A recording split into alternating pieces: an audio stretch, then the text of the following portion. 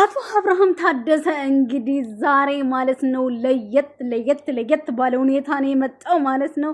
ይሄው እንደምታዩት መኪና ተከፈተለት። የኔ አባት ቆንጅዬ የሆነ ልጁን እንግዲህ እንደፈርዶበታል።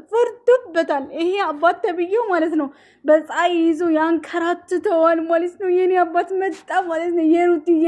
የሩትዬ ቆንጆ ልጅ አረታው ግን አብርሽ አያሳዝንም?